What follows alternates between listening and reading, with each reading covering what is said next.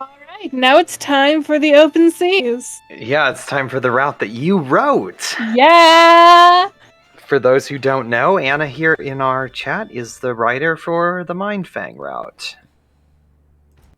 Alrighty, let me know whenever you're ready and we'll get it started. Okay. Also, for the people who are watching who were here for the Fic Read stream last time, and we're here for the Times Apprentice fix. Mindfang's route is heavily based off my musical Times Apprentice. Nice. Go watch Like, it the is musical. literally the scene where Mindfang appears. It's called Open. There's this big number with a bunch of ensemble characters on a ship, and they're all singing about how great it is to be on the open seas and stuff. And like, literally, the start of this route is pulled directly from that script. So nice. Yeah. Looking forward to it. Content warning: slavery, violence, implied sexual assault, and death.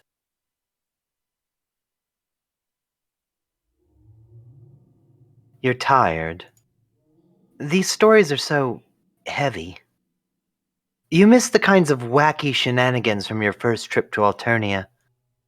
You ask Aradia if you can take a little vacation, somewhere fun, maybe a little goofy and over the top. Aradia tilts her head, thinking a bit. You suppose she never expected you to ask for a filler episode. I can't say this one will be a vacation, but if you're looking for familiar shenanigans, I know just the place. Aradia opens a new tear, gesturing for you to step through. This space-time rip must have been a little off target from what she expected, because you find yourself plummeting 20 feet towards a stack of unlabeled crates. As you fall, you hear Aradia call faintly through the closing tear. Sorry, it's hard to gauge distance when the waves are like this. Waves?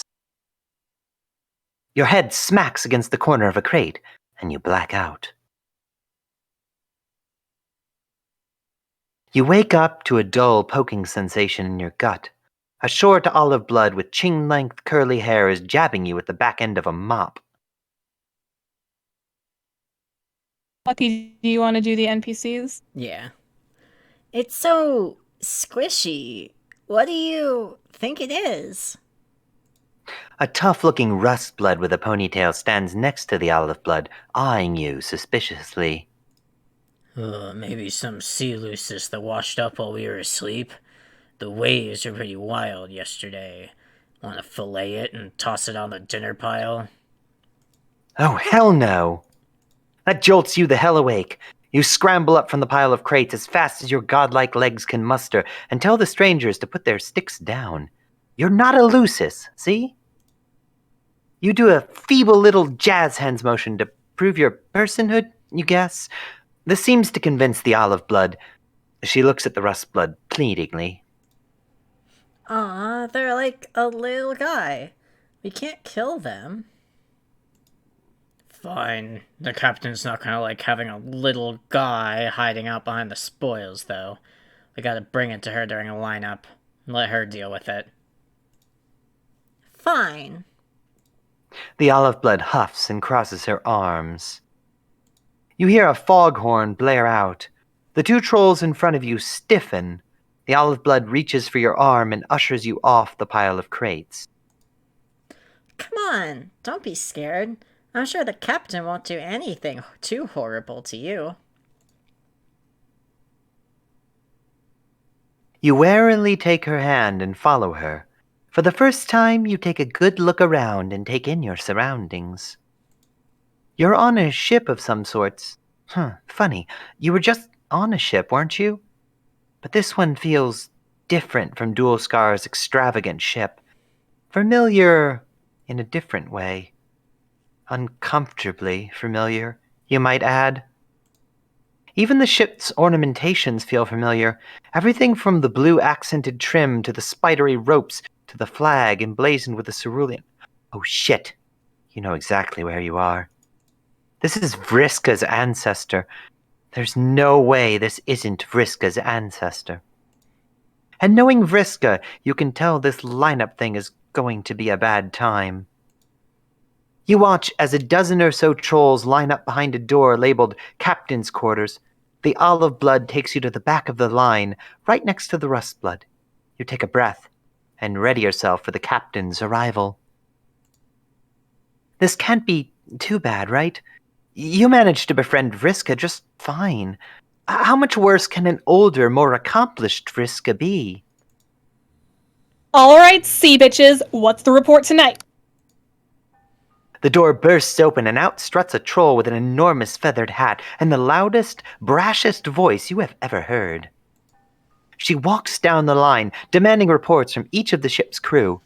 You think you see her slap one of the trolls on the ass, cackling.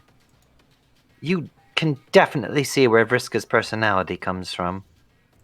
Right before you enter her field of vision, she stops in her tracks. Wait a second. Where the fuck is Willem? They died last night, remember? They've been fighting troll scurvy all perigee. Trolls, seriously? What do I keep telling you all? 2 sour fruits a day. You're no use to me if you're dead. Whatever. I guess we've got an opening on the cleaning crew now. Back to business. What about you? Anything to report? She addresses the olive blood, but somehow still hasn't noticed you. I think I might have found a stowaway? Vriska's ancestor, Captain Mindfang, you think her name is, freezes and looks right at you. You sheepishly wave. You think you found a stowaway? Of course you found a fucking stowaway! I didn't let this thing on my ship. Where did you find it? Behind the crates on the port side, ma'am? Oh, so not only do we have a stowaway, but specifically a stowaway that's trying to steal our fucking provisions. What are you waiting for? Throw it overboard. Wait, you yell. You weren't trying to steal. You beg Mindfang to not throw you into the terrifying depths of the Alternian Ocean. Why shouldn't I? What use are you to me? You can be useful. You snatch the mop that the olive blood is still carrying. You can clean. She said she had an opening on the cleaning crew, right? Mindfang eyes you up and down. Her gaze softens a little. Fine. But if you don't mop like your life depends on it, it's the plank. Got it? Got it. Mindfang flashes you a sharp grin. Welcome aboard, Swabby. I'm gonna change the course of your life forever. That last bit gives you pause, but you nod and brush it off. Alright, bitches, back to work. We've got an Imperial cargo ship 20 miles off the coast of New Mamesport, and I need you all ready to fight.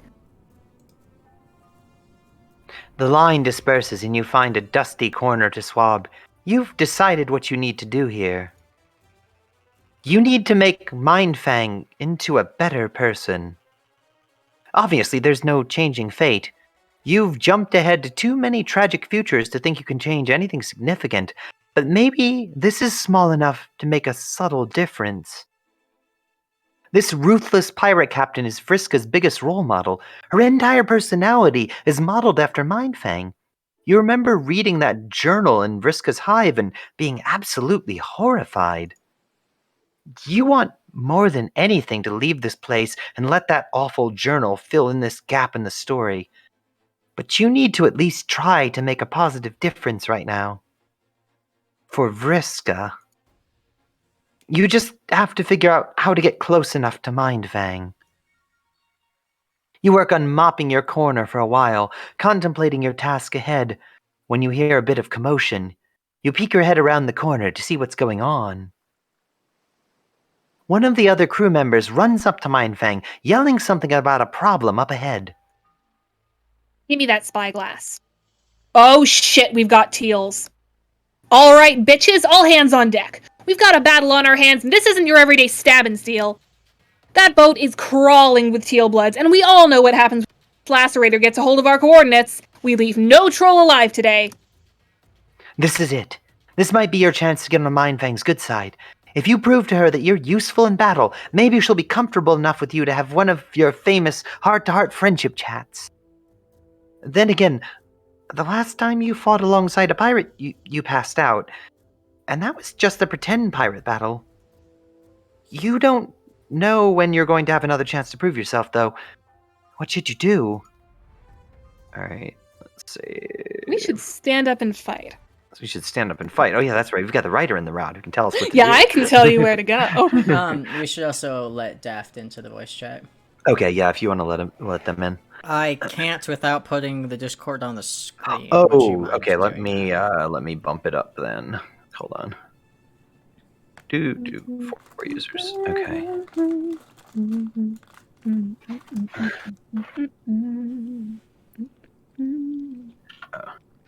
Alrighty. Alright, so we're going to stand up and fight. Alright, stand up and fight. This will be different from your fight on Vriska's ship. You just know it. You only passed out then because Scratch was fucking with your mind.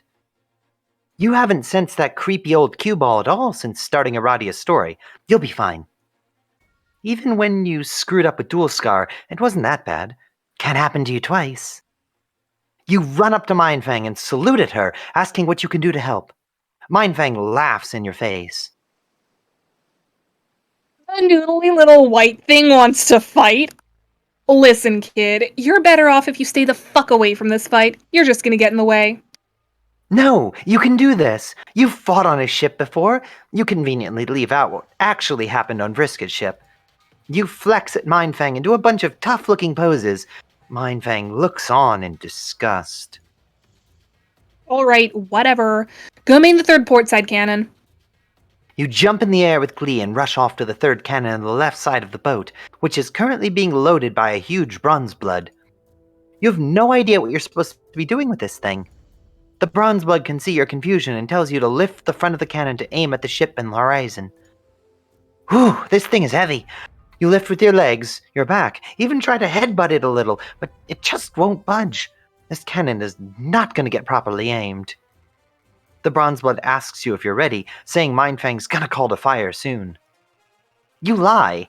You can't let anyone on this crew know how utterly incompetent you are. Fire! The bronze blood lights the fuse, and you're blown halfway across the ship with the sheer force of the explosion. From your position flying through the air, you can see just how poorly you aimed that cannon. You can also see that the other ship noticed the attack and is sending cannonballs your way now. We missed? How the fuck did we miss? Fire again! When Mindfang finds out this is your fault, she won't let you stick around. You take this as your cue to hide. From the one safe corner you find on the ship, you hear utter chaos. Dozens of cannonballs are fired from both sides. You hear the crunch of wood as one of the masts is shot off. The yelling increases as the enemy boards the ship. You squeeze your eyes tight and try to shut out the noise. The battle seems to go on for hours. Until suddenly, silence. You take a breath, ready to sneak out and join the rest of the crew. When you open your eyes, Mindfang towering over you. I thought I told you to man the fucking cannons! You open your mouth to speak, but she grabs you by the front of your hoodie. I told you to man the cannons! You fucking missed, and look what fucking happened! She lifts you up and shoves you in the direction of the destruction. My ship is in shambles! Some of my crew is dead, and the worst part is, I know for certain that this wasn't supposed to fucking happen! You're useless to me. You know what? You're worse than useless. Elena, get the rope. The trespasser is going to walk the plank. The olive blood approaches you with a length of rope. You give her a pleading look. Mindfang might be a lost cause, but maybe the troll who found you passed out is someone you can call a friend. Someone to help buy you some extra time to zap away. Any previous kindness in the crew member's eyes has been replaced with anger. Her hands are stained with rust-colored blood. You fucked up. Bad.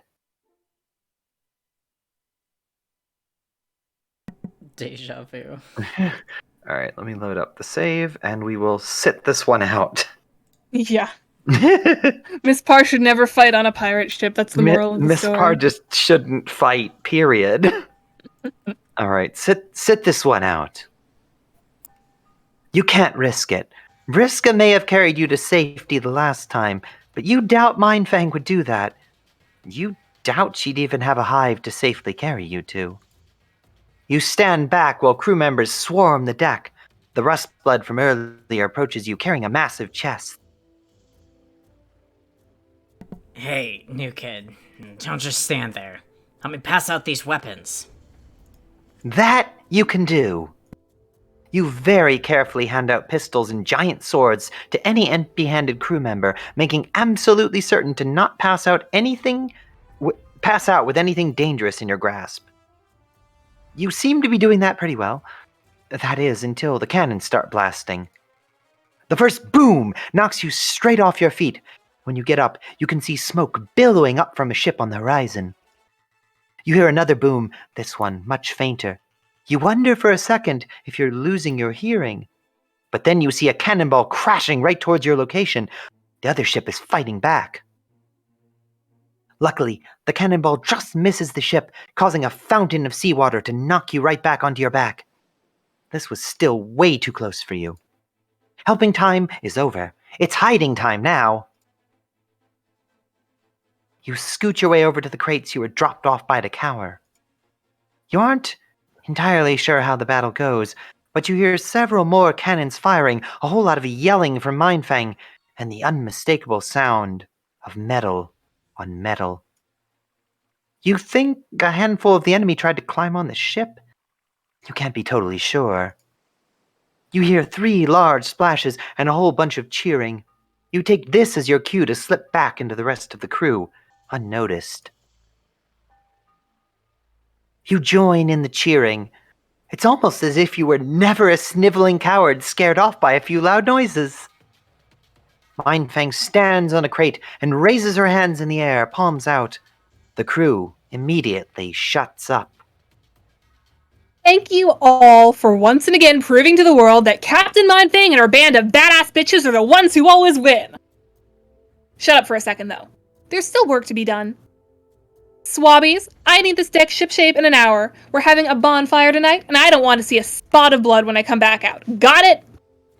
Both you and the Olive Blood give Mindfang a firm nod. Great. I'll be back in an hour. Don't bother me unless it's another emergency. The crew cheers again as Mindfang steps off the crate and saunters off toward her quarters. The rest of the crew disperses while you and the Olive Blood get started cleaning up the aftermath of the battle. Your morbid curiosity gets the better of you, and while cleaning, you take a peek over the side of the ship that the blood trail you're currently mopping leads to. The bodies must have sunk, but you see a distinctive teal smear running down the side of the ship from one of the victims. You assume you don't have to clean that up. You and the Olive Blood work silently, mopping up viscera and returning showy weapons to their proper places.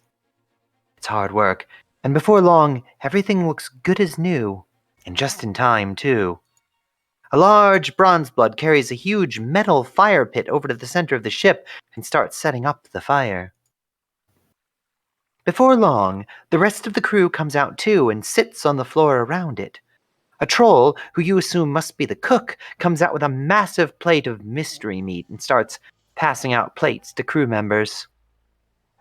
You hadn't really noticed it before, but despite Mindfang's brash treatment of her crew, these trolls really do seem like they're enjoying each other's company. It's a found family of sorts. Almost like the Signless's clade, if you really squint.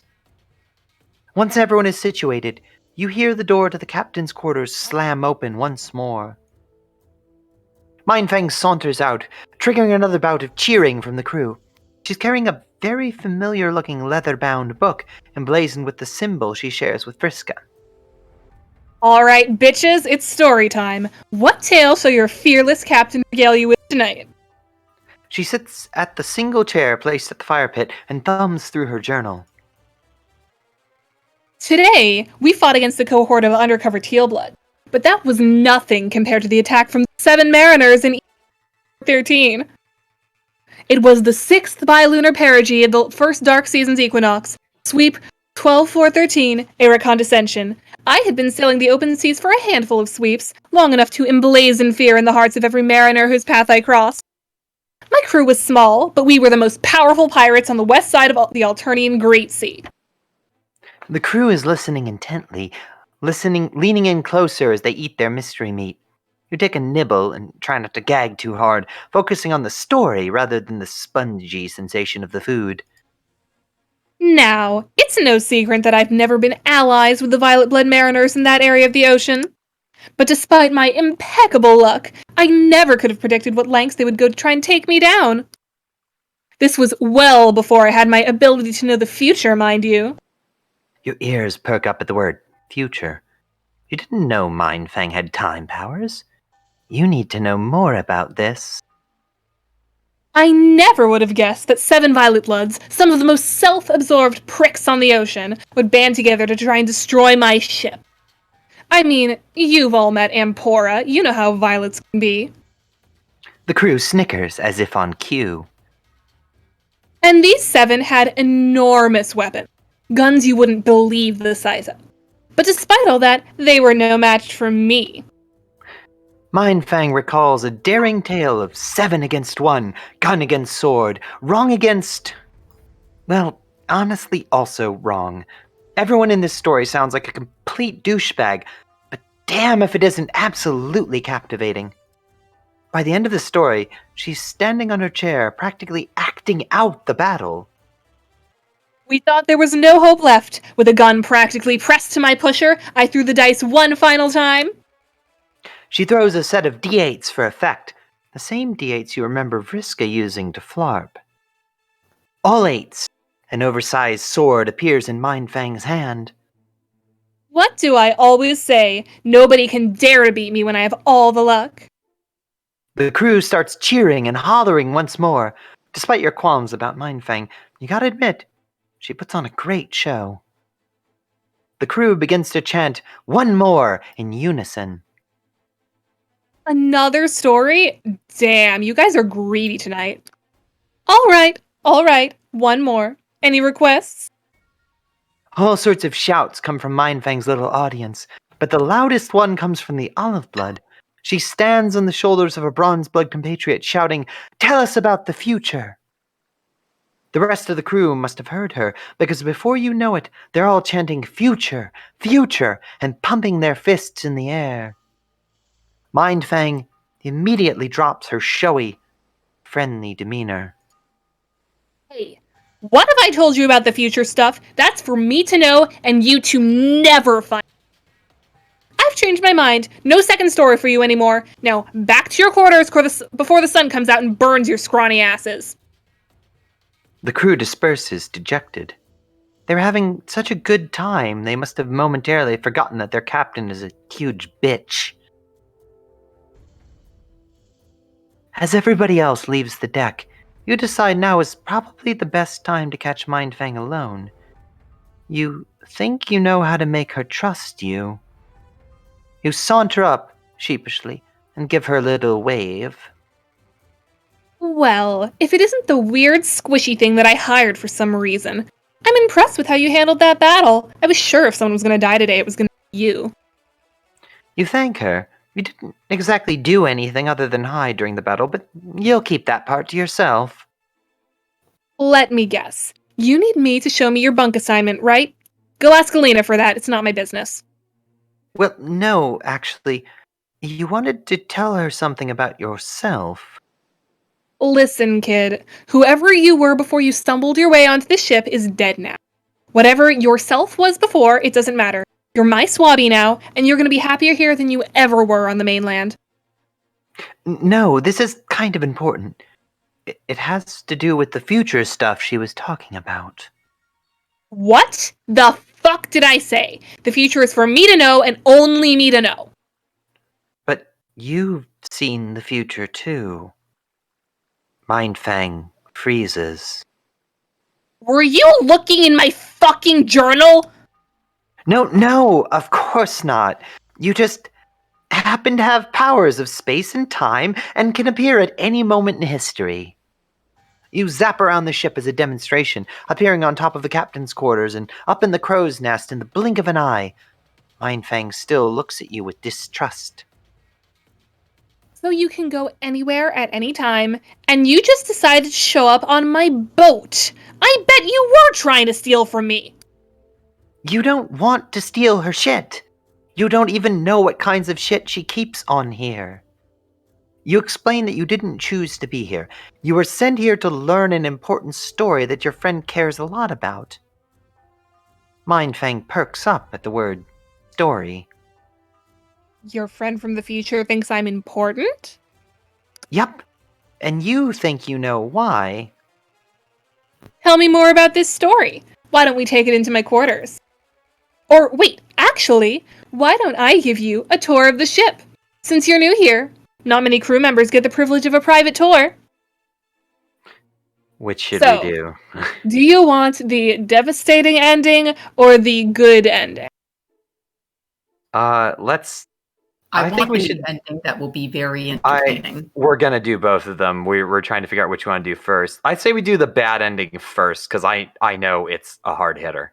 You know what the bad ending is. I've I shown do. you. Yeah. So we're gonna do a private tour then. Okay. God. Fuck. You say a private tour would be wonderful. Also, there's an auxiliary voice in this one, and Jonaya, I feel like you should probably voice that auxiliary voice. I can do that. It's very similar to my narrator voice, so that won't be hard. Right this way then. Mindfang's showy demeanor is back as she ushers you under the deck of the ship. Honestly, if it weren't for the extreme egotism and weird cultish mentality around her, she just seems like a very over-the-top theater kid type. So, what was the story you were talking about? Oh, right. Well, your friend from the future thought it would be good for you to see the story of all your other future friends' ancestors, who, coincidentally, are all important historical figures. For some reason, 4 of them spearheaded the most inspiring revolutionary movement in Alternian history. Yeah, revolution, cool, whatever. On your left, we have the trophy room. This is where I keep the most valuable loot. Swords from powerful captains, teeth from the biggest sea luci, jewels pillaged from ships en route to her imperial condescension herself. You peer through a glass case in the center of the room displaying an especially sparkly necklace. You reach out to touch the glass. Hey, looking only. We're moving on. Anyway, how do I fit into this story? Am I the most renowned pirate in Alternian history books? Well, she's known enough to be imitated by her descendant almost perfectly. My descendant imitates me? That's incredible. Yup, to a T. Same ship, same pirate coat, albeit much lower budget for both. And she even has an identical set of dice. Wow, I must have made quite an impression. Oh, the mess hall is on your right, latrines are on the left, and weapons storage is at the end of the hall. Actually, you had some things you wanted to say about her descendant. Enough about tiny knockoff me. I want to hear about what people say about me in the future. You don't... Oh, before I forget, let me show you the best part of the ship. Mindfang leads you down a wooden staircase to the deepest bowels of the ship. She pushes open a heavy door and ushers you into an oddly familiar, barely lit corridor lined with what look like jail cells. Welcome to the slave quarters. The absolute joy she says those words with is sickening. But, of course, Mindfang has slaves. Of fucking course she does. That's just one more thing you're gonna have to fix. Actually, now that you think about it, you read about some horrible things she did to her slaves in her journal. You try to push that aside to focus on the task at hand. You're here to make Mindfang into a more tolerable person, not to fixate on her glaring flaws. They're great, right? Had them furnished with state-of-the-art locks, so nobody has to worry about an escaped slave. A thought occurs to you. If Mindfang has slaves, why does she have a cleaning crew?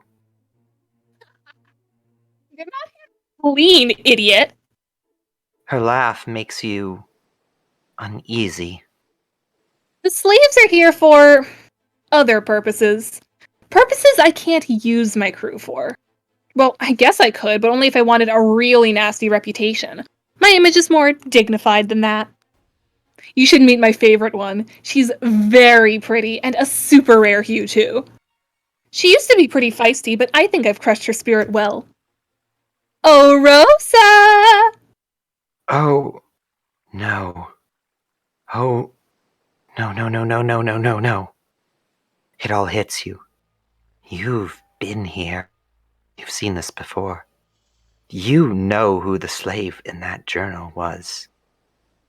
She's right at the end of the hallway. You can hear the telltale sign of your own zapping into Rosa's cell. You can faintly hear your old conversation from the other side of the corridor. You can't change this, and you don't seem to be the type to be able to kill. Frankly, I wouldn't trust you to do it correctly. Rosa! Mindfang calls out a second time, and your stomach churns. You need to get out of here. You've seen what has happened to her. You can't bear to see it a second time.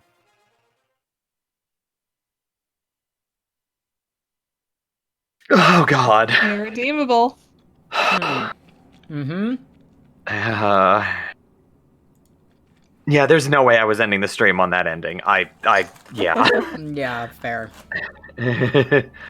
Okay, now we're gonna do the other less that ending. Mm-hmm. Wow. That was very powerful and very effective. All right. Man, I sure am glad that there's only one Distantquest route that had to deal with slavery. Yeah, I know. God. All right. Well, I mean, it would probably be real shitty of me if I didn't do fang slavery. Oh, Yeah, it would be real absolutely. shitty if one of the routes about the ancestors that had slaves didn't deal with slavery, wouldn't it? Yeah. Yeah, I think doing Mindfang's route without addressing all of the stuff that Mindfang did would be irresponsible, incredibly irresponsible. Yeah, I think All you did right. a good job with this one. You did that. Yeah, I got some more feelings on that, but let's do the other ending first. Yeah. Okay. Take us back a little bit from that. All right. Relax in Mindfang's quarters. You want to get down to business. As much as a private tour sounds great, you don't want the distraction right now. You tell Mindfang you'd love to see her quarters. No tour? Oh well, your loss. Mindfang leads you to the ornate double doors on the front cabin of the ship. She opens the door with an overdramatic flourish. Welcome to my humble abode. You wouldn't exactly quantify it as humble. Not that it looks ridiculously expensive aside from a few clearly stolen artifacts, but every ounce of the room is absolutely covered in spiderwebs. The carpet, the recupercone, even the curtains are embroidered with tiny cerulean spiderwebs, as if to make sure that if anyone stumbled into her room, they would know for certain it's hers. The only part not monogrammed with a web is a small wooden desk covered in ornate pens and piles of fancy papers completely strewn about. Huh. Mindfang is a stationary nerd? Don't judge. I take my journal very seriously. It's the best way to make sure my legacy is preserved. Speaking about my legacy, weren't you going to tell me about this story that I'm clearly a part of? Right. You explained the recent adventures Aradia has been taking you through. So basically, this is a story of how Alternia became how it is in time? That's what you think? Or maybe Aradia doesn't know shit and just wants to show you your friend's distant relatives. Of course she knows shit. I'm the best and most fearsome pirate on the open sea. Guess I didn't need this stupid journal after all. Actually, about the journal. You tell her about Vriska and how she's used Mindfang's journal to essentially curate her whole personality in the most destructive way possible. You say this like it's a bad thing. You're telling me that I have a descendant who built a replica of my ship and kills other trolls using my name as a... And that's supposed to be a bad thing? This is the greatest thing I've ever heard. Mindfang cackles gleefully while you shake your head. You gotta find the most delicate way of saying this because you know this good mood of hers could flip in an instant. So you're a squishy alien who's fallen from the stars to observe my slice of the timeline and tell me about my descendant. You're the most ridiculous thing I've ever seen. I love it. Let's just say any threats I made earlier are moot. Well, you're not just here to deliver information about the future. Oh? Whenever you meet someone new, usually you have a strong compulsion to befriend them, but... You just want to be friends? Sure, I can call you a... But today, you've come with a mission. You want to help her become a better role model for Vriska. a better... What do you mean? You mean like... maybe she could be a little nicer, you know? A little... Listen, kid. Mindfang becomes deadly serious, her cackle disappearing as quickly as it appeared. I know you're new to Alternia and all that, so I'll give you a bit of advice. Alternia doesn't do nice. But all of your friends... Let me rephrase that for you. Alternia doesn't remember nice. Any semblance of nice gets erased here. And you just told me I remembered centuries in the future, not only by my descendant, but by everyone she's ever interacted with, including some rando time fairy who deems me a crazy important part of Alternian history. I ain't changing shit. You sit down on the floor and sigh. Of course, Mindfang wasn't gonna bend to your will like that. It's not like you've ever been able to get Vriska to do anything she didn't want to do. Why would her ancestor be any different? To your surprise, Mindfang sits down on the floor next to you. I wasn't kidding when I said that was one of the best things anyone's ever told me. Do you know why I became a pirate? Is that something they tell people in the future? You don't think so? Honestly, you're not sure if her story is even told in the way she thinks you meant. You just straight up read parts of her journal in Vriska's house. Do you know what ceruleans are meant to do, according to her imperial bitchiness? Not that you know of. We're supposed to become high-ranking officers or court officials, showered by riches and fancy hives for our loyalty. It's our birthright, but in doing so, we can never say a single thing out of line. That loyalty, that just means suppressing our powers and never speaking our minds. You didn't see my powers in action today, but they're strong. Some of the best psionics out there, comparable to her imperial condescension herself. Which means I'm a cullable offense if I ever want to be my own person. I'd never be remembered if I stayed a loyal highblood, so I tossed away my birthright. Now I basically own the oceans, and there's nothing the Empire can do about it. So, she's a pirate because she wants to leave behind a fearful legacy?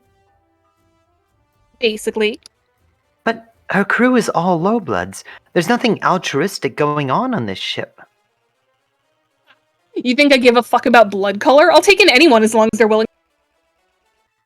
I'd have more highbloods on my crew if they weren't so scared of losing their wealth. Little do they know, I've got more riches than all the mid-level Imperial captains combined. There's gotta be someone she cares enough about to try to be kinder for them, though. Right? Mindfang pauses for a second. Well... I found this a little hard to believe at first, but there is someone I'm gonna meet in the future who I do go all soft for. He's a badass, though, so I doubt it'll tarnish my reputation. Mindfang's calculating gaze starts to soften. You see some genuine love behind her eyes for the first time. You think you know where this is going. You ask Mindfang if she could tell you about this guy, maybe show you some journal passages or something. You can teleport anywhere, right? Yup. As long as she thinks of the place, you can take her there. Let me show him to you. You nod and take her hand. Zap. You appear in an incredibly musty basement, stacked to the ceiling with boxes. Mindfang starts rummaging through some of them. Most of the boxes appear to contain figurines of horses and broken pieces of stone carvings. You hear a familiar, pathetic wailing coming from the house above you. You know exactly where you are. Here it is. Mindfang procures an ornate black box, which she opens to reveal a smooth, white orb. Oh, it's Tothy. Thothy? Oh god, you've met the sad sack, haven't you? I keep telling him to stop carrying around my cue ball and whispering creepy shit to it. I guess we're lucky that he put it back in its proper place today instead of leaving it tucked against his enormous sweaty breasts. Anyway, I'm gonna show you the future. Most of my crewmates would kill to see what I know, so you better consider yourself lucky. Oh, you definitely do. Even if your primary mission isn't working out as you planned, you're still getting some pretty sweet friendship bonding out of this. Mindfang lifts up her eye patch to reveal 7 pupils in a circle. She holds the orb at arm's length, squinting her normal eye and concentrating. Show me my future lover. She squints harder and harder until she breaks into the widest and most genuine smile you've seen on her. We're standing on a podium in the middle of a crowd in a tent city. He's rallying the crowd, leading a chant that can be heard for miles. I'm right behind him, waving his rebel flag high and chanting with the crowd. I never thought I'd be able to trust anyone enough to stand behind them, but I guess he's the one. Before daybreak, we sit around a big campfire together and tell each other stories of our past. You know, that's actually where I got my idea to do victory campfires on this ship. On stage, he's got this incredible presence, enough to make you want to listen to him forever, but when we're alone, he's the most adorable dork. And his wings. He has these enormous wings that practically glitter in the moonlight. The most intimidating thing I've seen on a troll. Anyone can bare their fangs and sharpen their claws, but it takes real power to stare in the face of the Empire and say, "Fuck you, I can fucking fly." Mindfang sighs longingly and puts down the cue ball, lowering her eye patch. You're grinning at her like an idiot. Nothing makes you happier than knowing this absolute bitch has enough of a heart to form not only true love, but what looks like true friendship, too. Staring at? Nothing. You're just happy to see her so happy. You do wonder, though, why is she so protective of the future? Is she embarrassed to let her crewmates see her all flustered? What? No! Well, kinda. But that's not the main reason, though. I've seen everything that's gonna happen to me. That's why I know everything's gonna turn out fine. For me, at least. My crew isn't so lucky. One day, I'll meet my match. And even though I'll come out with barely a scrape, they're all gonna burn on my behalf. So, she knows when everyone on her ship is going to die. Shouldn't she warn them? The cue ball won't tell me when, only that it's gonna happen eventually. I don't want to freak out my crew by dangling a knife over or even decades. And no amount of warning them is gonna save them. The troll who burns my ship has a freaking dragon. So no, I am not gonna burden my crew with this. So, she really does care about her crew. What the fuck is that supposed to mean? Of course I care about them. I feed them, shelter them, give them the opportunity to be badass bitches and steal shit from the Empire. What more do you want? But she also yells at them and bosses them around. The 2 crew members who found you earlier seemed absolutely terrified during the lineup. I need to be ruthless. I've got a reputation to uphold. I'm giving them a better life on this ship than they'd ever have back on land. Is it really a better life if they're just moving from blind obedience to the Empire to blind obedience to her? Mindfang, for once, is silent. Her future lover is a revolutionary leader, right? Yeah, but he's still ruthless. I've watched us take down entire brigades of cavalry. He's ruthless to his enemy. Does he do the same to the trolls in his tent village? No. When you told her she should be nicer back on the ship, you weren't telling her to stop being a pirate. You just wish she would treat her crew a little more like the found family they are to each other. Whatever hypothetical history book she wants to be in isn't going to erase her for being kind to her crew. It's not like I don't like them. They all work really hard. I've never seen anyone swab a deck as thoroughly as Elena, and no one can wield a sword like Brienne. And nothing makes me laugh more than the way Garen jumps in the air when I slap him on the ass. Then tell them that. Except for the ass-slapping part, she's really got to stop doing that. But aside from that, she should let her crew know how much she appreciates them. And not only when they do something right. Trolls aren't only worth something when they're useful. If she can do it for her crew's sake alone, then she should do it for the sake of her future lover. What would he think if he found out she treats her loyal crew like crap? Ugh, I guess you're right. I can try to be a little nicer to the crew. For the sexy winged boy. For the sexy winged boy. Oh, God, Mindfang, you suck. God, that's a good end card, but damn, you suck, Mindfang. Yeah. She's the fucking worst. She is the fucking worst. Yeah, God.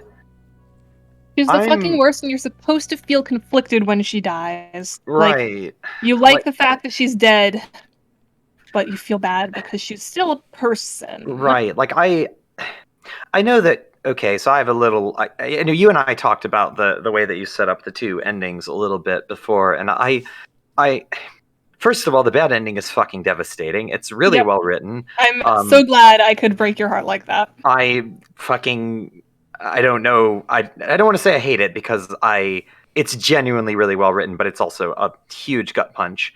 But like, I think that the fact that you, as Robin is pointing out in the chat, you can, I'm pretty sure that's Robin. Yeah. So you befriend her, and because MSPAR doesn't know about the slave shit. They didn't read enough of Mindfang's journal to like know the full story. Just kind of that she vaguely had slaves and treated them badly or something, but they seem to have like forgotten some of that information. As is kind of their deal.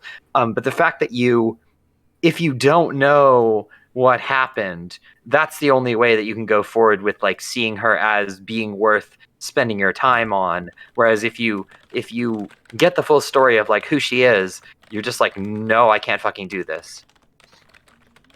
And I thought that was really effective, and I'm really glad that you did that, and I'm glad that it was done in such an it doesn't feel like exploitative, but it's very unflinching, and I thought that was appropriate. Yeah, I'm glad you liked it. Yeah, that was a hard thing to go about because I had no idea how like people would want to play the game further if you knew about the slavery and shit. Because like you can't redeem that. No, there's no way you can't redeem that shit. Right, exactly. Especially if she's just like gleefully showing it off to MSPAR, and it's just like, yeah, this is a cool thing that I do. Right, exactly. Like I feel like that's really like the way it's paced is really good, because like you start out and it's like, yeah, I'll do this. Like, you're kind of a bitch, but that's fine. I've dealt with worse. And so you're like going through this tour, and then like the realization setting in with the narration combined with Mindfang just being like so happy about it is really effective. Like, that's what makes it so devastating, is you're getting I think that the best PesterQuest style writing for narration comes when you actually have MSPAR being a character and not just a blank self-insert thing. And like you see that MSPAR is like realizing this as you go along.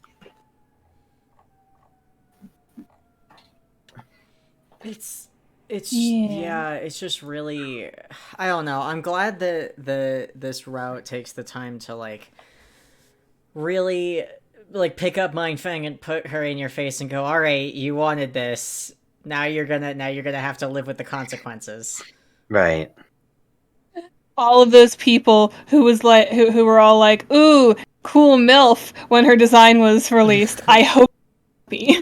Yeah, like Yeah. I find that very uncomfortable. Like there are other characters you can do that with, that are not slave owning rapists. So, yeah, like I'm glad that this was like I'm glad that this addressed it. Because like I would not have been comfortable continuing to engage with the game if it had just ignored all of that. Yeah, I think it was a good balance between like who is this character and what does like the running theme of like MS Power is now aware that they maybe can change things, so they want to make Mindfang better, but like they get her to agree to be nicer to her crew, and that's good, but it still doesn't overall like change the overall really fucked up bits about Mindfang. Right. Yeah. Well, we weren't allowed to, like, that was like when we were first accepted into the Distantquest thing, there were like a couple rules that we had to follow for our, like, it couldn't take place during a large event that we already know about. So, like, I couldn't write about Red Glare finding Mindfang, and I couldn't write about, like, anything specific that we already have seen in her journal kind of thing. Okay. But and also we couldn't change any of those large events. Like everything still had to take place in the same way it does. But Right. making her nicer to her crew and making it so she doesn't like write about abusing her crew in her journal thing, so Vriska doesn't get the notion that she's like supposed to be mean to her friends kind of thing. That doesn't affect history. That's interesting. So you're basically like your restrictions as writers were essentially the same restrictions that are placed on MS Par when Aradia is talking to them. Yeah. Where it's like, yeah, you can't actually like make any substantive changes, but you're starting to get the sense that you might be able to change small things. Though I gotta say, I hadn't actually played the intermission before now. I could have. I just didn't. I played the Summoner's route once right before I wrote the Mindfang route. And then I never bothered to play the intermission because grad school is a thing and very time consuming. But so it's kind of interesting that the intermission meshed with my like, oh, she's gonna try they're gonna try and change something. Yeah, I Thing. thought that was really cool. Like it had a very specific feel to it that I thought mixed really well with the intermission. A little different than the summoner's route, but I thought both routes were good. Yeah, the Summoner's route was really interesting because like I don't know, it kind of reminds me of some of the breath stuff that John has going on by the end of the comic where he's like dissolving into the winds, except except it has the sort of vibes of like the more like John and or June is depressed and almost dissolves into the wind sort of stuff where he just like he embodies whatever he needs to in order to reflect what people want to see in him. And if you're so nervous that you fuck up repeatedly, you'll just fuck up right past like I'm glad there's a warning for depersonalization, I guess, because that sure was something that happened. Yeah. Yeah, I thought the summoner was interesting to see, like, because I mean these are characters we know so very little about, and it was really interesting to see the summoner portrayed as someone who had like a great deal of insecurity. Like it did a really good job of meshing like what we see of Tavros, who's very like insecure character, and what we see of Rufio, who is an almost like comically overconfident character who's a big asshole. And like it's kind of meeting in the middle in a way that was interesting, where you've got like the public facing persona, and then you have like the private self, and like he's not a bad person at all. He's not Rufio the Dancestor. This is a Rufio who cares about other people, but like I don't know, it was really interesting to see that distinction made, and get a little bit of that like Tavros stuff going on as well.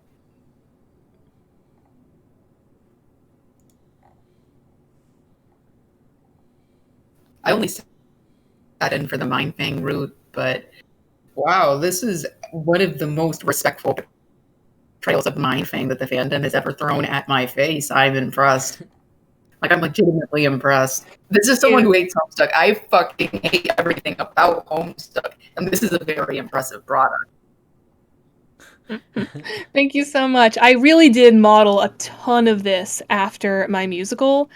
And one thing I've always worried a little about with my musical is like, so I don't know how much the people watching this know about my show Time's Apprentice, but it's about the ancestors, and the entire second act is all about Mindfang's story. This Distantquest route was heavily based off Open Seas, which is where Mindfang is introduced, and all these like side characters are introduced, and there's like, yeah, interactions with crew members and whatnot. That's actually where I got the she slaps the bronze blood on the ass thing, because the actor who played Mindfang in my show decided it would be funny to slap the guy who was playing the bronze blood crew member on the ass, and I thought it was like a great touch, and we kept it in. And yeah, I brought that to this. But right after that number is a song called "Me the Obscene," and that's where she goes down to the slave quarters to first try and seduce Rosa, and then Rosa doesn't agree, uses mind control. And I've always worried a little bit that that song is like insensitive, because it is a fucking bop, but also awful. It's an awful scene.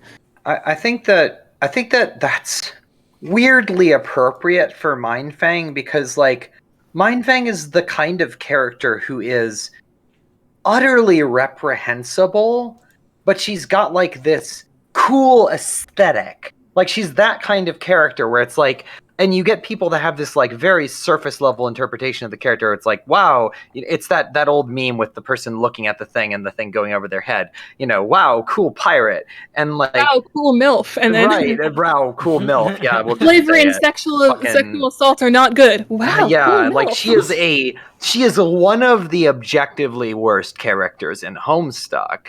But like, yeah, she gets treated like, oh, it's just this cool aesthetic, and she's hot, and she's really neat. She's like grown up, cooler Vriska, and it's like, yeah, the aesthetic is really neat. I think that's it's very stylish, and pirates are neat looking.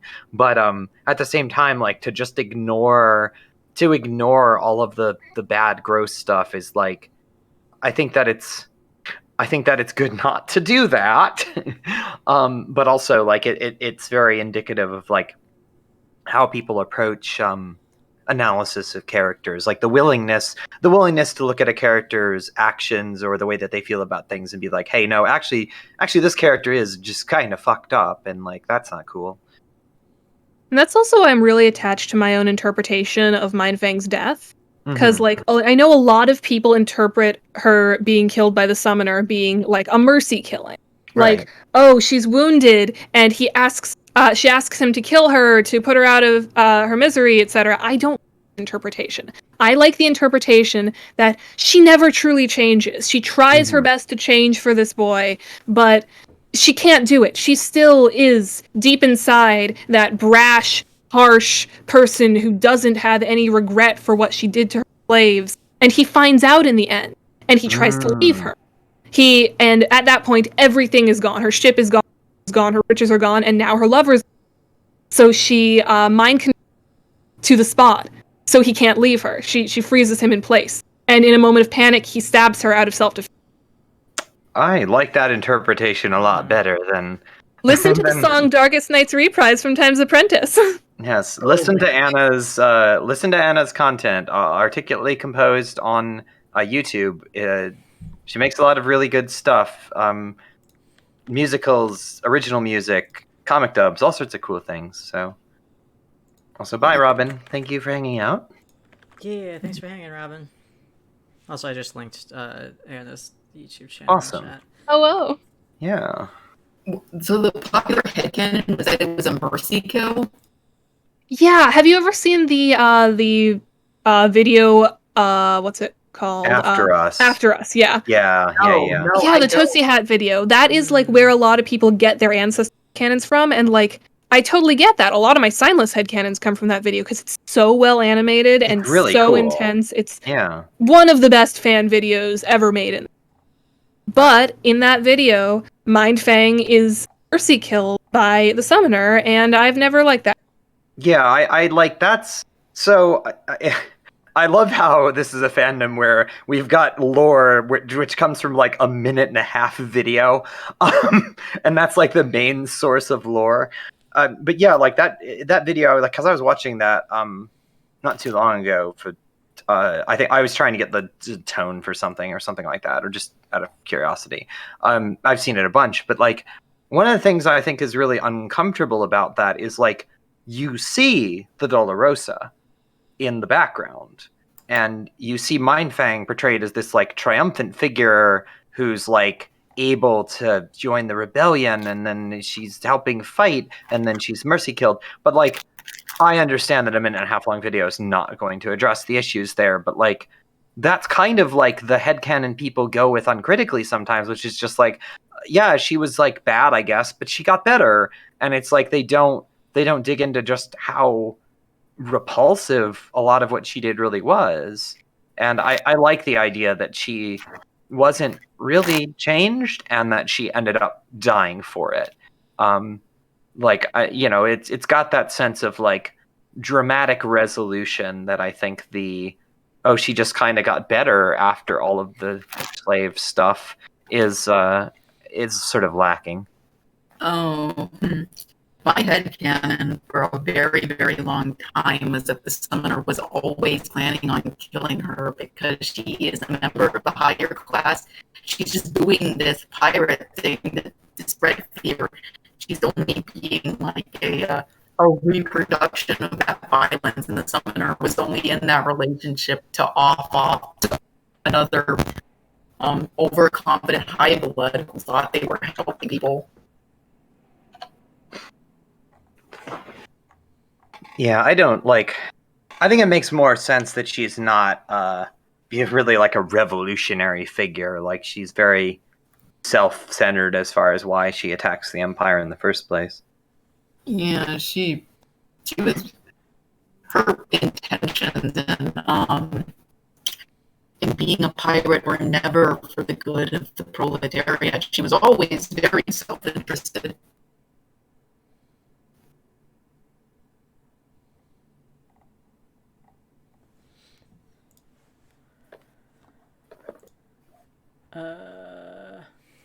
Sorry, my brain's a little like melty after 2 hours. But yeah, God, yeah, that was good. I'm always glad to stream another set of the Distant Quest volumes because they've been really fucking good. I said before, but the Silences route is one of the reasons why we're making New Game Plus, because I played it. I was like, wow, I want to make a game that has like this sort of sentiment, but it's about like post Homestuck stuff. So right. Yeah, I like Distant Quest. I like seeing what happens with it.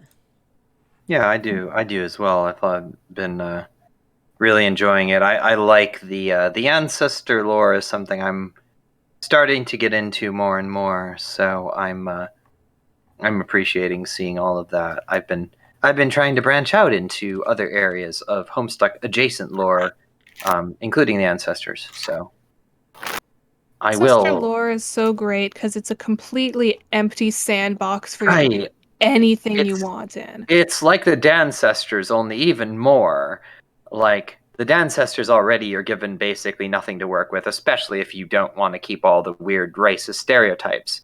But with the Ancestors, you're basically given like, again, the fact that so much of the information comes from people's interpretations of a 1.5-minute long or so animated video is very telling. We're basically given nothing to work with. So yeah. And honestly, Mindfang is one of the characters that has the most material about her. right, because you got the I mean, that's why we knew she's so awful, because like, right, which is even more reason not to try to woobify her, is because she is a character that is very explicitly in canon a horrible person. Yeah, like it's not they like she really is one of one of the main reasons why Vriska is the way she is, because Vriska is like, Yes. wow, cool role model. Right, Well, exactly. I say cool Vriska, wolf, but Vriska was that illustration. She was that meme. pretty much. But more like this is somebody to model myself after than this is somebody to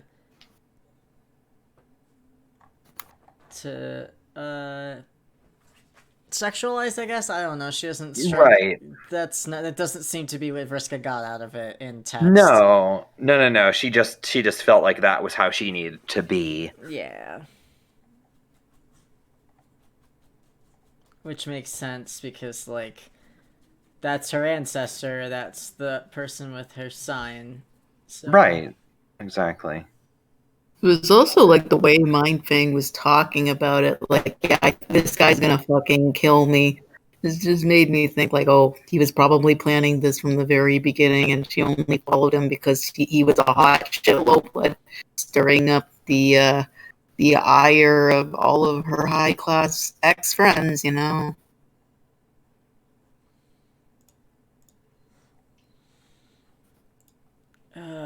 I mean, that's like the. It's not you. It's Momo who calls Vriska their spider daughter. But Yeah. that's sort of the feeling towards Vriska is like, man, I wish you were better. Right. You probably Yeah. won't be, but I wish you were better. Yeah, like That's what's great about parenthesis Vriska, because she does get better. Right. Like I think that's something that's really interesting to look at when you're writing Vriska, is that like Vriska in canon at the end of Act 7, the Vriska that we're still following, not the offshoot Dream Bubble one, is kind of in a lot of the same place that she was. Like she hasn't really grown as a person, and she's still got a lot to do as far as getting better. Like I don't think Vriska is irredeemable. I think that a lot of the same comments that apply. I think Vriska and Gamzee and a lot of the characters have the same kind of commentary that can be applied, which is basically, yes, they did bad things, but there were reasons behind them doing the bad things. And I don't think it makes them irredeemable, especially because they were canonically teenagers, not even particularly old teenagers. They're 13 years old. Right. Vriska did some horrible things to her friends when she was, I mean, she's like 11 or 12 when she pushes Tavros off the cliff. Like exactly. And like to think about that and really think about it in a way that I don't think Andrew Hussey ever did, is really like you come away from it with a very different perspective on the characters that are, horrible. I know Vriska is very polarizing, and the temptation to either be like, oh, Vriska sucks, or Vriska is like the best ever. But like I think that her the general tenor of her story isn't so different than a lot of the other characters. I mean, she did bad things, Derezi did bad things, Gamzee did bad things. Most of the characters did bad things to varying degrees, but they had reasons behind that, and I don't think any of them are irredeemable. I know Vriska Gamzee's the one that everyone's. Vriska did many things wrong. But we I was love gonna say, her for it. right. I was gonna say, like, I know Gamzee is the one that people always talk about, like, oh, Gamzee is horrible and can't ever be better, which I think is bullshit. I think that they're a very interesting character, and yeah, I know Daft has a lot of thoughts on that, and I've absorbed many of them. But yeah, people need to stop being like that TM when it comes to characters that were traumatized teenagers, generally speaking. Especially when those problems are from a different sociological experience that someone of a different race will never understand. Right. Right, exactly. So yeah, Homestuck's a mess, but I think that there is some good stuff in there if you're willing to actually dig into it and look at it critically. Yeah, that's the thing about continuing to engage with Homestuck in 2021. When like we're looking at the sort of stuff that the author is putting out in more recent times. Yeah. Which is of questionable quality, shall we say. That I'm incredibly glad I did not actually play or watch anybody play it, because it doesn't sound like it was a good experience, but like I don't know. It really feels like the dude just got more and more bitter with like feeling like he had to tell stories to people and decided to try to Yeah. teach people lessons with his stories that like really weren't indicative of the fact that he had ever learned anything. Yeah, which is really weird because like I think that the characters within Homestuck and like the world that's established within Homestuck have a lot of really potentially interesting stories to tell. I mean, there's such a breadth of fan content, and like there's nothing that says that Andrew Hussey couldn't have done what any number of fan projects do that take the work in a different, more interesting direction. But it always seemed like he had to take things in the most like bitter, cynical, bad direction possible. And That's his brand. that's his brand. Yeah, it's weird, and I don't like it. Um, I do like the potential of the characters. I like the potential of the world. I don't like when it's used as a bludgeon to try to hurt the. We are part of the post-Hushin generation. Right, exactly. The kingdom belongs to us now. Exactly. I take seriously if he wants to put his money where his mouth is, as far as like, oh, canon belongs to everyone. I'm gonna take him at his word for that and ignore everything else he says to the contrary.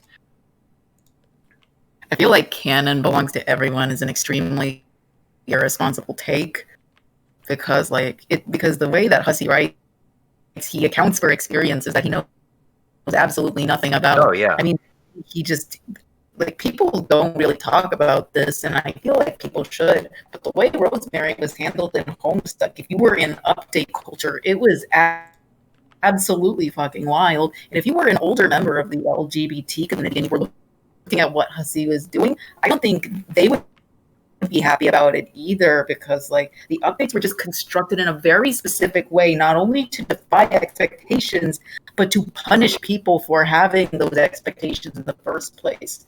Like the experience of being an archival reader is extremely different from being an update reader, and that's something that archival readers will never know about, and it is definitely not the way Homestuck is intended to be read. Yeah, I don't. It is a very different experience as someone who was archival for all of the original Homestuck, and then an update reader for Homestuck 2.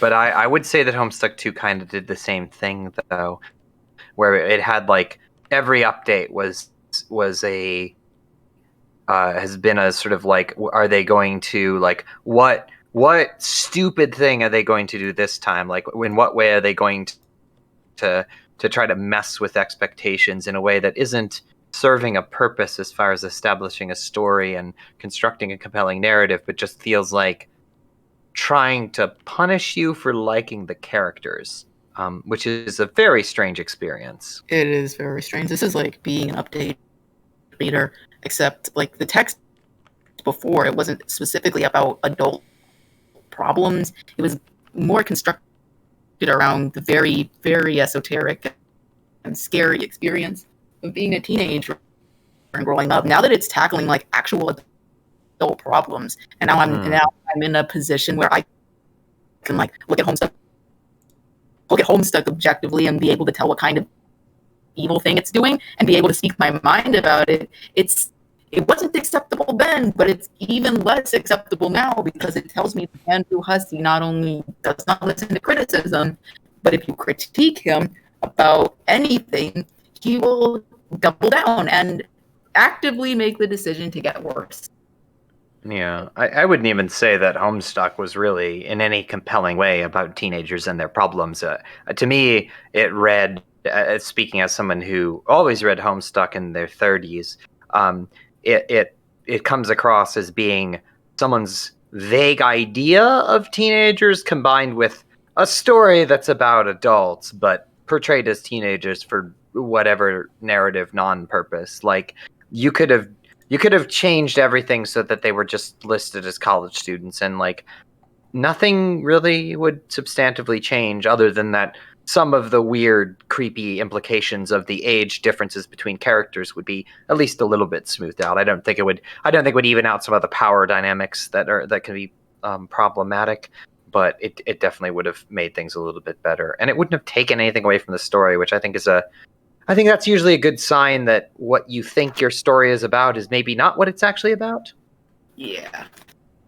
I read it as a teenager, so that may have muddled my experience of it a lot. I was gonna say, if you read it as a teenager, I think that your impression of it would be very different, because like, for my vague recollections of being a teenager many years ago, I think that you tend to center any story as being like about people like you. I think that's a normal teenage experience where it's harder for you to take a broad picture view of things, and like, you'll read a story and be like, yeah, it's about teenagers. It says it's about teenagers. It is what it says on the tin.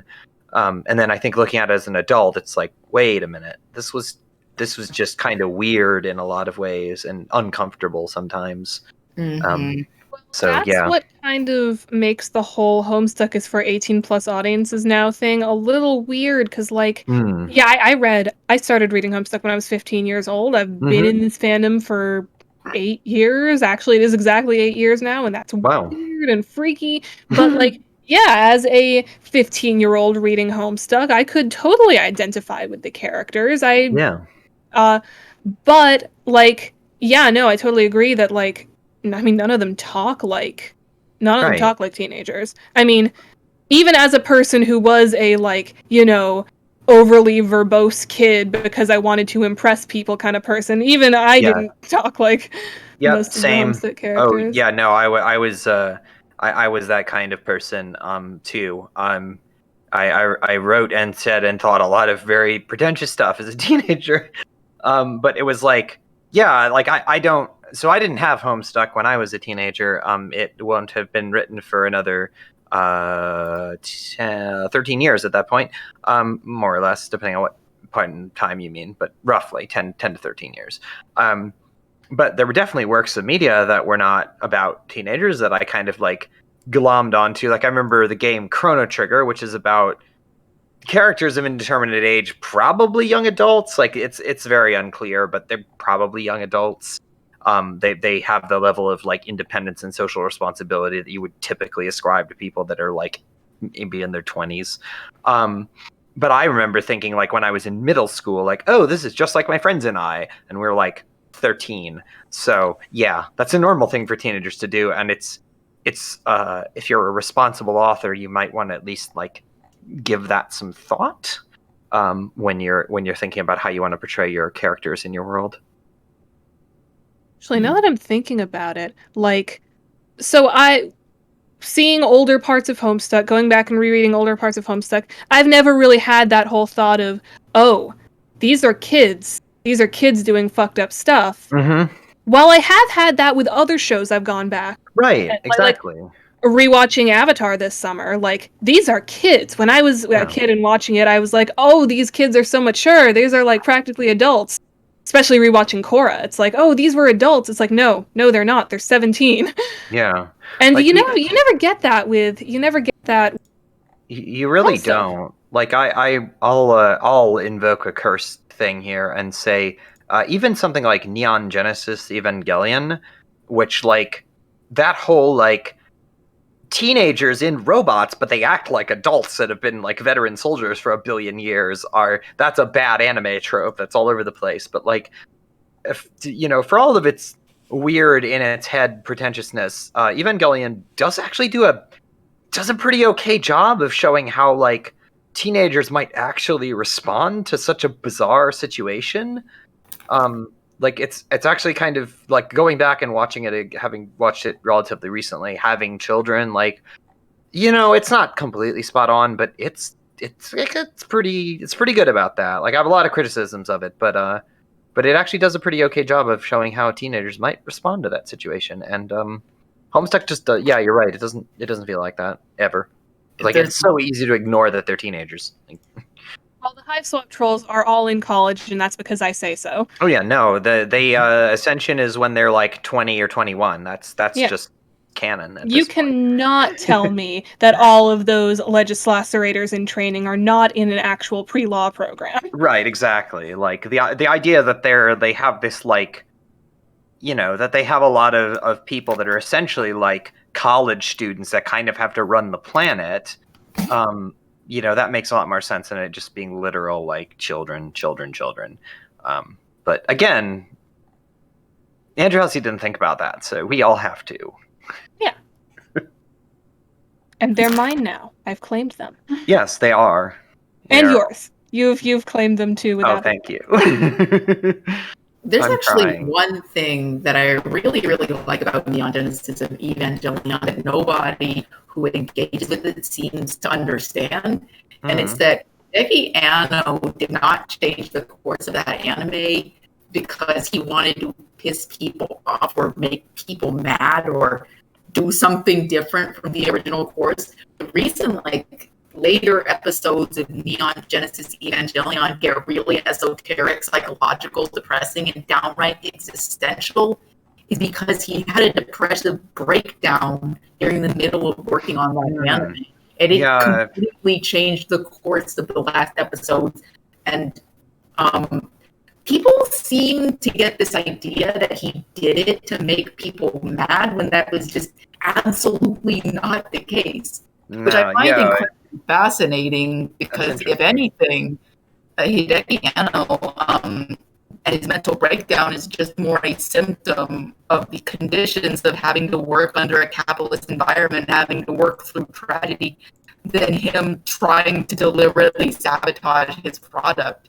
It's just a disingenuous thing to claim that Hideki Anno did it to piss people off, and it's denying the reality of those work environments to say that he has some masterful artistic gesture towards bullshit Dadaism. Well, and the other thing is, like, if it had just been a, by the numbers, mecha anime, it wouldn't have been particularly memorable. I mean, there's a million of those, but like, it's again, I have a few criticisms of Neon Genesis, but it's an interesting show, and it's weird, and it's definitely worth watching at least once, which I can't say for every show like that. So yeah, I think that it's a very interesting example of how, like, I guess how the artist's, like, particular personal life and feelings can kind of bleed over into their work, and it ended up making something that is definitely unique.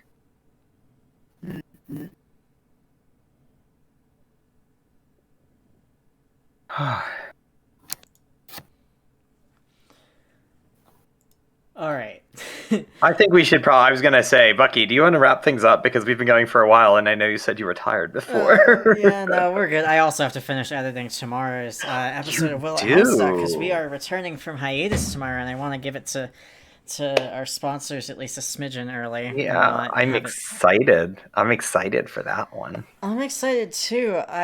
Editing it is zipping along quickly, which is nice, but it's also I'm really excited to slap everybody in the face with the topic of this episode. I love it. Is it Cars 5? Yes, it's Cars 5. It's definitely Cars 5. Remember, that's how we number sequels now. Yep. Cars 3 plus Planes 2 equals Cars 5. Beautiful. Alrighty, well, thank you to everybody who came out to watch our Distantquest stream. This was really fun. I do like getting to chat about them afterwards, too. Yeah. And I will have VODs up by Sunday, because I'm not going to drop them tomorrow, like, evening. So it'll be, like, Sunday morning that I'll have our VODs up. And then I believe Anna's doing a live dub on Saturday as well, so if you go to her channel that I linked in the chat, you can subscribe and get notifications for her live dub if you care to see more voice acting, less commentary, I think. We are doing a live dub tomorrow, and not a Hive Swap live dub. I'm going to be live dubbing this route, the Mindfang route. Oh, you're going to be doing the Mindfang route. Oh, cool. If you want to show up and do narrator voice, because I can't do both. It was hard enough on my voice to do Mindfang today. What time do you plan to do it? 3 or 4, probably. I will not be able to do it because I will be getting a tattoo. Oh, right, yeah. Get your forum tattoos. Become the true Mary me we're always meant to be. I was going to say I would love to do that, but I will be probably still getting the tattoo at that point, so. Yeah. I am absolutely going to be unpacking my house because I've been putting off a lot of unpacking for a very long time, and I need to just fucking do it. Yeah. Oh, thank you so much for coming on with us, Anna. I'm really glad that we could work this out. You did a really good job writing the route, and It was nice to have you on to talk about it as well. Glad I can give some commentary. Yeah, 'cause- definitely. Yeah. Your route is really fucking good. It was Thank really, really you. good. If you like my Mindfang writing, go listen to Time's Apprentice. Absolutely. There's an entire half a musical about her, and she's got the Yeah. best songs in the show. I have a lot of obligations, but I will put that on the list. I have a lot of. I forgot to do credits during the actual stream part of the stream, but I'll make sure that like the writers and such are in the description of the video at least. Yeah. Alrighty. Well, yeah, thank you to everybody who came out. Thank you, Daft and Jonaya, for coming to do commentary and voices. Thank you, Anna, for coming to give your author's insight and do voices. And we will catch you... Let's see. Tonight, we're doing a Jackbox stream in our Discord server, so if you join our Discord, which I'll put the command in the chat now. If you join our Discord, you can participate in that if you'd like. Monday, we're doing our normal fanfic read stream, so you can... Oh, yeah. It's going to be me, Jonaya, Anna. Jojo usually drops in. Anybody else who is in our little group of guest readers will be joining us. And, oh yeah, and then tomorrow, season 2 of Will It Homestuck starts, and there will be a new episode. I already said that, but I'm just running through my what's coming up this week. Oh, list. yeah. Cars 5. Cars 5. I'll probably be doing another Stardew Valley chill stream Wednesday morning. Sweet. Alrighty, that's it. I will see you all later. Bye.